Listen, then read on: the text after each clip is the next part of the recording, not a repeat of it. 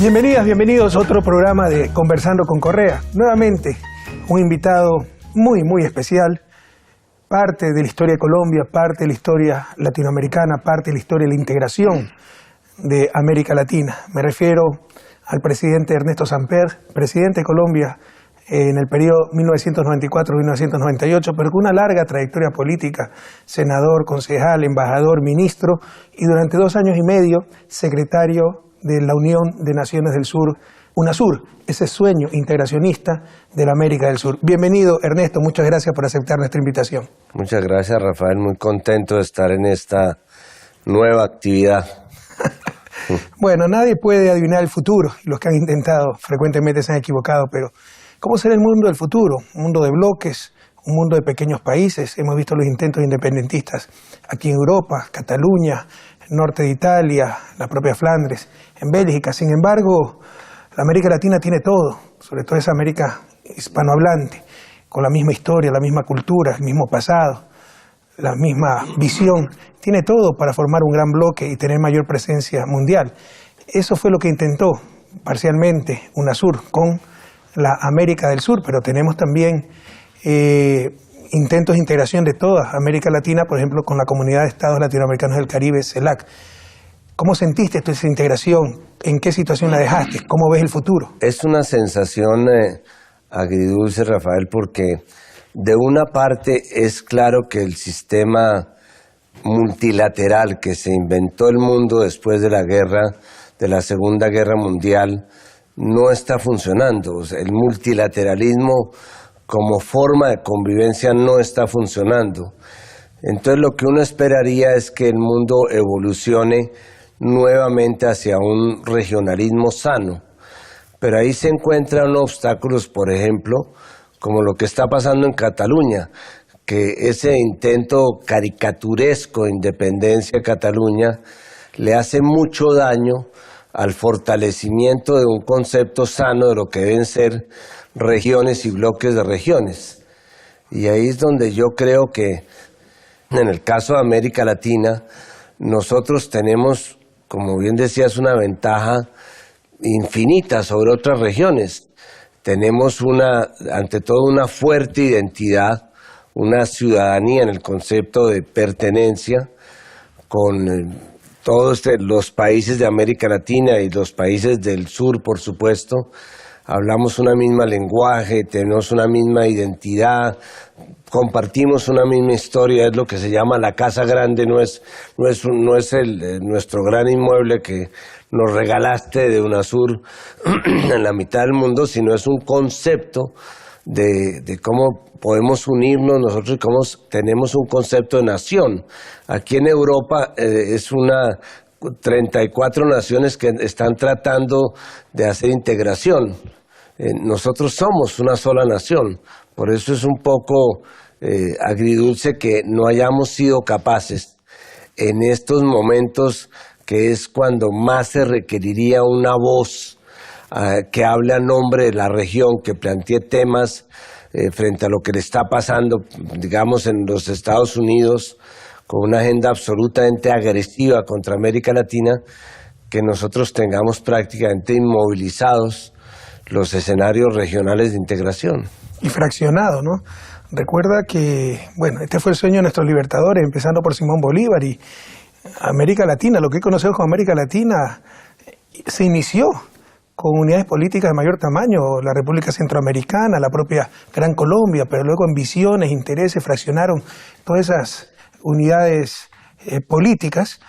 Hoy tenemos una América Latina bastante fraccionada y ahí debemos aprender mucho del mundo, ¿no? Europa, el ejemplo de integración, pese a las tensiones que hoy sufre, que hoy enfrenta, el ejemplo de integración que nos da diferentes culturas, diferentes religiones, diferentes sistemas políticos. Hace 60, 70 años se mataron por decenas de millones durante la Segunda Guerra Mundial, pero tuvieron esa voluntad política de unirse. Claro. Mientras que los europeos tendrán que explicarle a sus hijos por qué se unieron. Los latinoamericanos tendremos que explicarle a nuestros hijos, si algún día logramos esa tan deseada integración, ¿por qué nos demoramos tanto? Porque tenemos todo.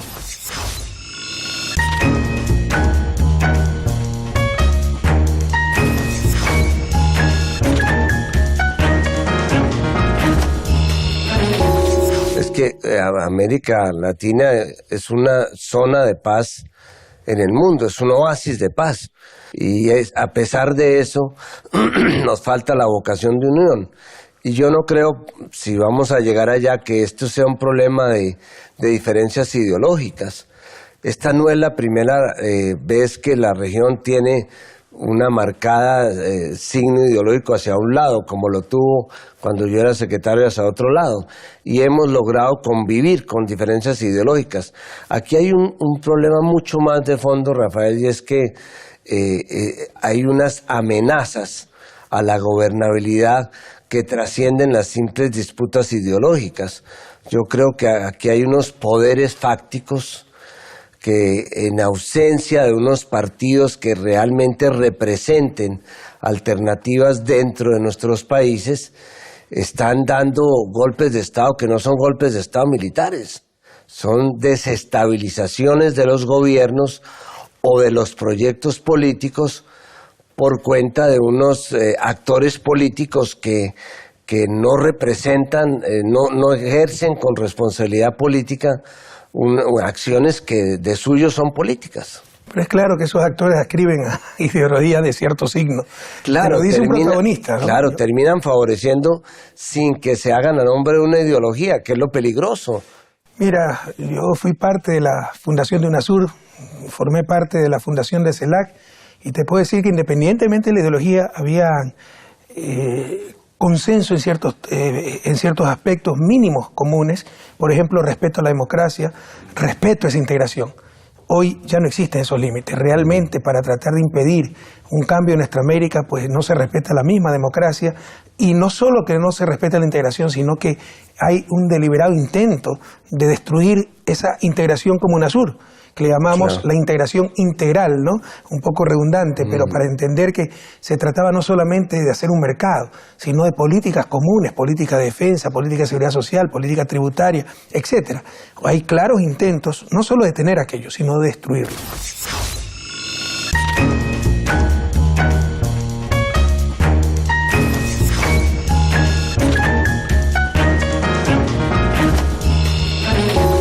Es verdad, pero hay que también saber de dónde viene UNASUR. De alguna manera la región al terminar el siglo pasado estaba absolutamente desconcertada porque había aplicado un modelo que fue el modelo neoliberal durante los últimos 20 años, que no generó unas tasas de crecimiento importantes, pero que sí generó una mayor pobreza.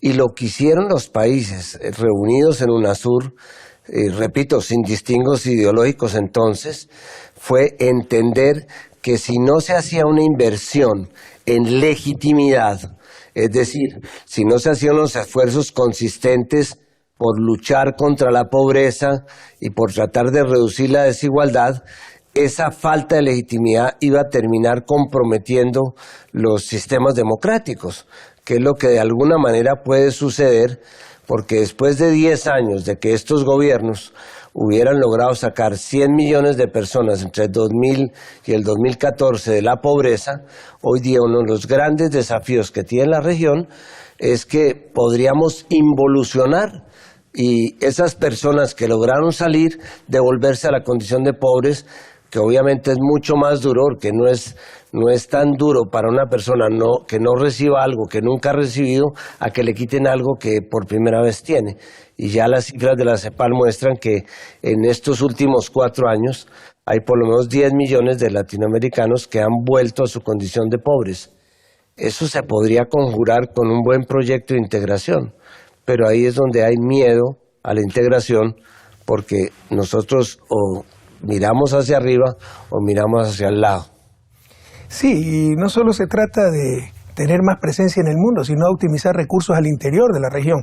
Hablábamos contigo, por ejemplo, ¿no?, para enfrentar desastres. No es que cada país puede tener un avión cisterna, por poner un ejemplo muy concreto, para apagar incendios forestales, eso es extremadamente caro. Pero la región como región sí lo puede tener.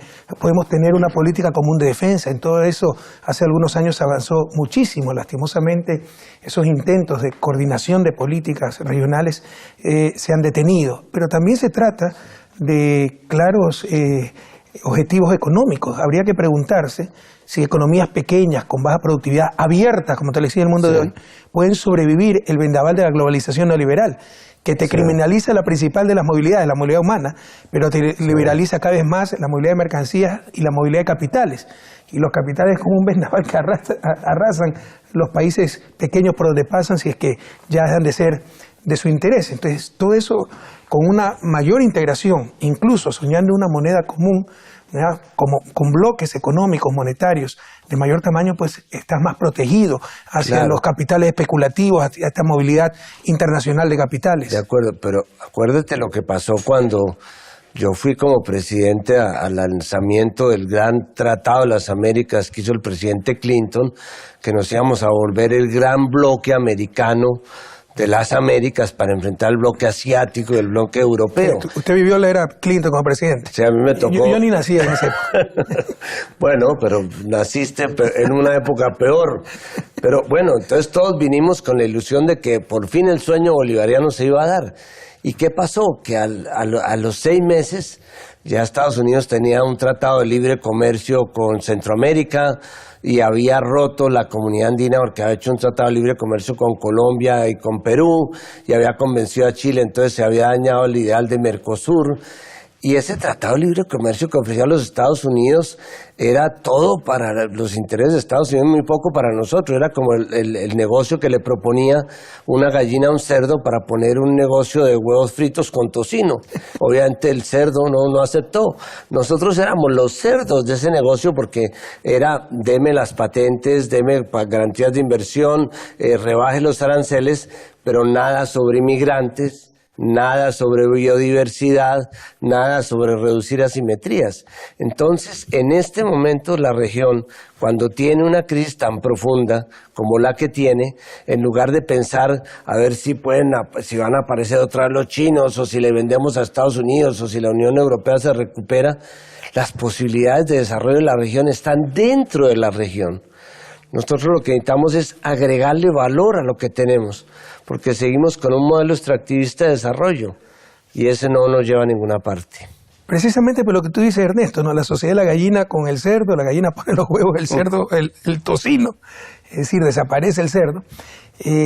América Latina no ha negociado con América del Norte, ha recibido imposiciones, pero para poder negociar debemos estar unidos. Esa es otra razón más para la urgencia, no solo la necesidad, la urgencia de la integración.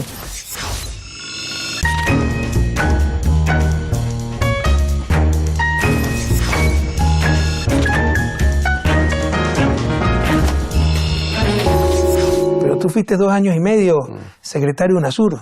¿Cómo avanzamos en esa integración, al menos en América del Sur? Los aciertos de UNASUR, los desafíos, las falencias, los errores. Mira, para mí fue una experiencia fascinante, porque hay temas de UNASUR que definitivamente yo reivindico. Por ejemplo, el Consejo Suramericano de Defensa. Gracias a ese Consejo Suramericano de Defensa, hoy día no están nuestros altos mandos en Estados Unidos recibiendo órdenes y trabajando sobre las hipótesis de conflicto que les vendían, y era qué pasaría si hubiera una guerra entre Ecuador y Perú, qué pasaría si se enfrentan Colombia y Venezuela. Todas esas hipótesis nos involucraban unos contra otros. Hoy día el Consejo Suramericano de Defensa trabaja con hipótesis de confianza, cómo sumarnos para defender patologías globales como el narcotráfico o el terrorismo. O sea, hay cosas de UNASUR que yo reivindico. Es un poco lamentable que lo que permitió que naciera UNASUR, que fue lamentablemente aceptar que el veto fuera el sistema, o que más que el veto, que el consenso fuera el sistema de votación, es lo que en este momento está impidiendo que UNASUR siga adelante.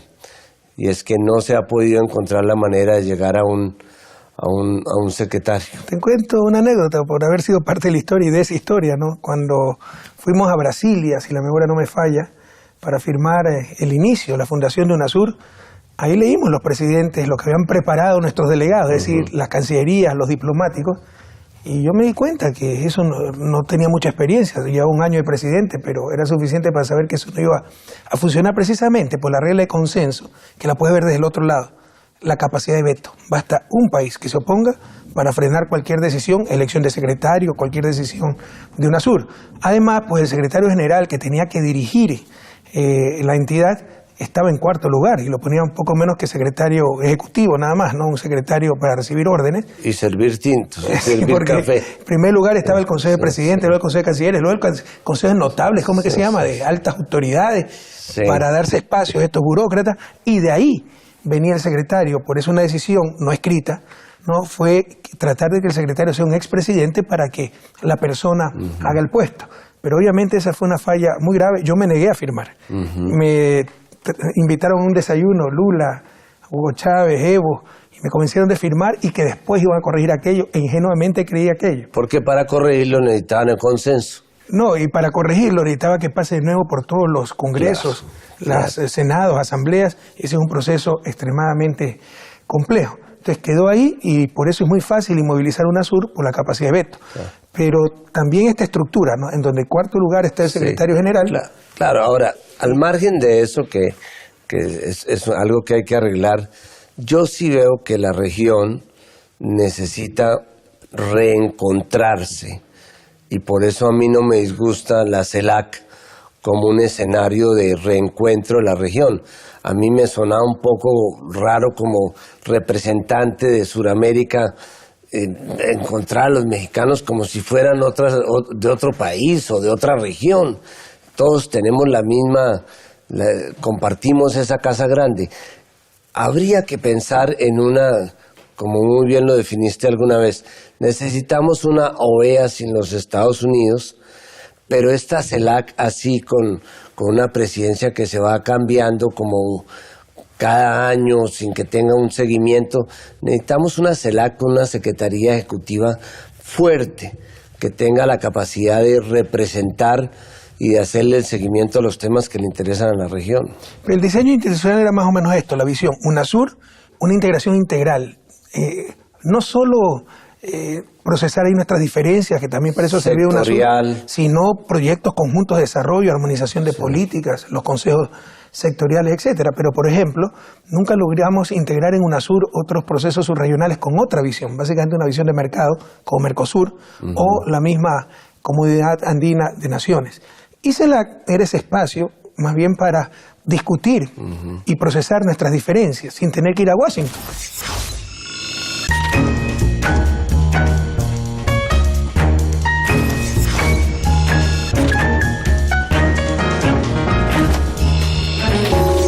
CELAC nace del grupo de Río, cuando nos reunimos en Santo Domingo, después de un grave conflicto con Colombia, que el 1 de marzo del 2008, cuando nos bombardeó Colombia.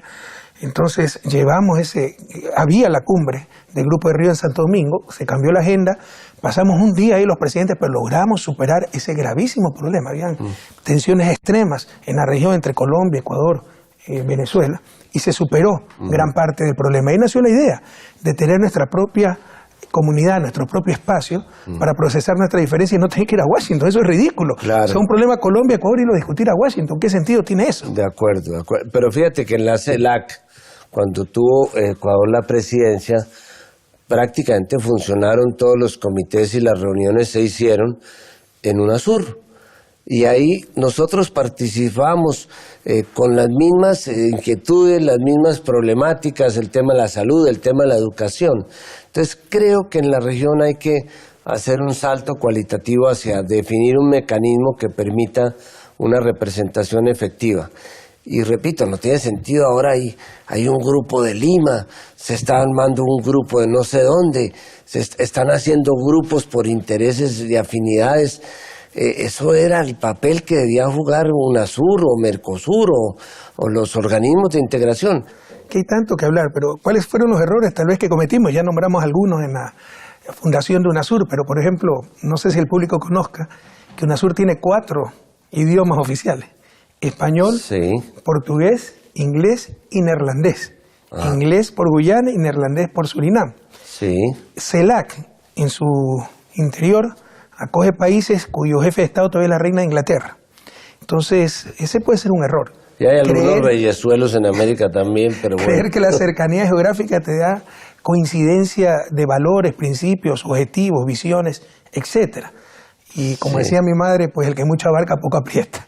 Pero en todo caso, CELAC también es intento, insisto, de tener un espacio regional para procesar nuestras diferencias y que un problema entre Colombia y Ecuador no tengamos que irlo a discutir en Washington, en la OEA, a la cual Fidel Castro llamaba el Ministerio de las Colonias. Y como tú bien dices, financiado por Estados Unidos, y es clara la hegemonía de Estados Unidos y en general de América del Norte, Estados Unidos y Canadá. La idea es que tener un mundo de bloques, o al menos tener el bloque regional latinoamericano y caribeño, y como bloque encontrarnos en el seno de la OEA para discutir nuestras diferencias con el bloque norteamericano. Iremos con un poco más de fortaleza o con menos debilidad. Fíjate que de alguna manera se está haciendo con la Unión Europea. CELAC ha tenido unos diálogos importantes con la Unión Europea que han servido para identificar comunes denominadores. Yo lo que pienso es que a nosotros nos quedó esto a mitad de camino porque no tuvimos el relacionamiento que a mi juicio era lógico para UNASUR, que es el relacionamiento sur-sur.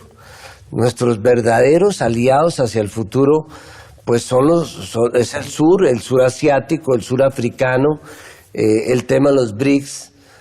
La región en este momento vive una especie de orfandad por el tema de Brasil, lo digo con todo respeto. Cuando yo llegué a UNASUR, Brasil de alguna manera era una especie de transatlántico que se movía y ayudaba a mover y a conseguir los consensos. Hoy día eso no existe, no está ese actor importante que fue Brasil y que lo fue durante mi época. Que era Lula da Silva. Pero además era una puerta abierta al Asia, al África, y esto no es una cosa retórica de los no alineados ni nada de eso. Las cifras muestran claramente que los niveles de crecimiento del comercio y de las relaciones económicas entre los países del sur o el sur duplican las cifras de crecimiento con los bloques tradicionales. Entonces nosotros ahí tenemos una puerta que tenemos que cruzar y en la cual efectivamente Lula da Silva con mucha visión abrió las puertas para que UNASUR de alguna manera entrara al sur. Era una relación sur-sur. Teníamos cumbres con África, cumbres con el Medio Oriente, cumbres con China. Ahora se está criticando tanto la influencia, entre comillas, China en la región, cuando es el principal financista del mundo y financia al propio Estados Unidos.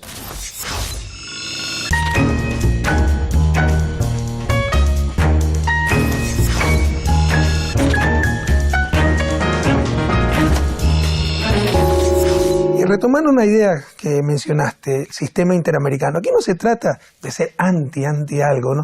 En lo personal yo quiero mucho Estados Unidos, viví 4 años allá. Chauvinista. No estoy de acuerdo con la política exterior de Estados Unidos, pero la sencillez, la honestidad del pueblo norteamericano siempre me ha agradado mucho y le estoy muy agradecido a ese país porque en la época de Clinton no pude estudiar ahí y sacar 2 títulos universitarios. Pero es claro que no podemos seguir discutiendo nuestros problemas en Washington. Es claro que un sistema interamericano, la Comisión Interamericana de Derechos Humanos, no puede seguir con su sede en Washington, un país que no ha firmado ninguno de los tratados de derechos humanos de América, ninguno. El Tratado de San José. No, ni siquiera ha ratificado la Convención de San José, el principal instrumento de derechos humanos de la región y uno de los principales del mundo. Que está financiada esa comisión, en su mayor parte por Estados Unidos y por países europeos, extrarregionales. Estados Unidos, que no se somete a las decisiones del sistema interamericano, porque no ha ratificado el Pacto de San José, ¿no? Y Europa, que no es parte del sistema, es decir, pagan para controlar a los latinoamericanos. Claro. ¿Cómo podemos aceptar esas cosas? Entonces se necesita una reforma, un sistema interamericano, latinoamericano más que interamericano, nuestro. Porque además somos los países latinoamericanos los que hemos firmado todos los instrumentos. No, y mientras que la Comisión tiene un presupuesto de pulón, la Corte Interamericana, que se supone que toma las decisiones, tiene un presupuesto de Lázaro. Y no puede ocuparse sino de los casos que le mande la Comisión. Esto es absurdo. Y tiene que pasar por Washington. Sí. Y mira las contradicciones, ¿no? Defensores de derechos humanos, por ejemplo, las víctimas de la dictadura. Pero las dictaduras de los 70 evidentemente fueron apoyadas, impuestas por Estados Unidos, donde tiene la sede de la Comisión. Entonces son contradicciones impresentables. El sistema interamericano europeo, de derechos humanos europeo, solo tiene corte, que realiza las funciones de la Comisión, que es básicamente difundir los valores de los derechos humanos, etcétera, y obviamente de juzgado, de la Corte, la propia Corte, ¿no? Solo tiene una institución, Corte Europea de Derechos Humanos. En América tenemos 2, y como tú dices, la puerta de entrada al sistema es la comisión que se encuentra en Washington. Claro. Y muchas veces las decisiones son extremadamente políticas, no en función realmente de defensa de esos derechos. Ahora, este es un reclamo, sin ser chauvinista, general. Los Estados Unidos, hay 22 tratados que se podrían considerar como el referente ético, digamos, de la globalización.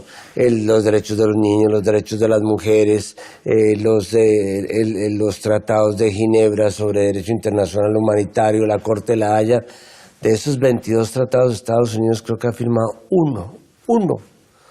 Entonces, yo creo que ahí hay un reclamo. Ahora, ahorita estamos dándonos trumpadas en América Latina, ¿no?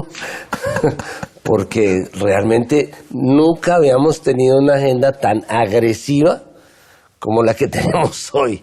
Entonces, creo que este es un excelente momento para que aún los sectores de derecha que han visto cómo Trump les ha acabado pues de sus ideales de libre comercio y todo eso, nos pongamos de acuerdo en tener una agenda autónoma y una agenda que refleje realmente nuestros intereses. ¿Existe la voluntad para crear esa agenda en el momento actual en la región? Nosotros dos tenemos un buen amigo que a mí me encanta, que es Mujica. Nosotros tenemos dos papas en América Latina, Francisco y Mujica. Y tú dices que el Papa Francisco es doblemente infalible. Por papa, pero sobre todo por argentino. Ah, sí, claro. Has debido citar primero lo argentino. Sí. Pero Mujica dice algo que es muy cierto. Dice, a la primera crisis que tengan estos nuevos gobiernos, van a sacar nuestros programas y ahí volvemos nosotros. Bueno, Pepe todavía tiene ganas de volver. Otros no tenemos tantas ganas. Sí queremos que nuestra región siga prosperando y vemos que en muchas cosas no se está avanzando en el camino correcto. Por ejemplo, en la integración. Pero sí, para tener prosperidad, para tener menos inequidad, para tener más presencia en el mundo, requerimos una mayor integración. Países pequeños como Ecuador, como Bolivia, Haití, no tendrán voz en el mundo. No tendremos oportunidad de hacer respetar nuestros derechos si seguimos discutiendo nuestros problemas en Washington. Entonces necesitamos conformar esa integración regional y esos organismos eficientes como UNASUR, como CELAC, para proyectos conjuntos de desarrollo, armonización de políticas y procesar, por ejemplo, un espacio como CELAC, nuestras diferencias. ¿Quién mejor que tú para conocer lo que fuiste protagonista de la integración? Muchas gracias, Ernesto, por haber aceptado esta invitación. Mucha suerte y esperamos verte pronto y verlos a todos ustedes también muy pronto, queridos amigos. Gracias.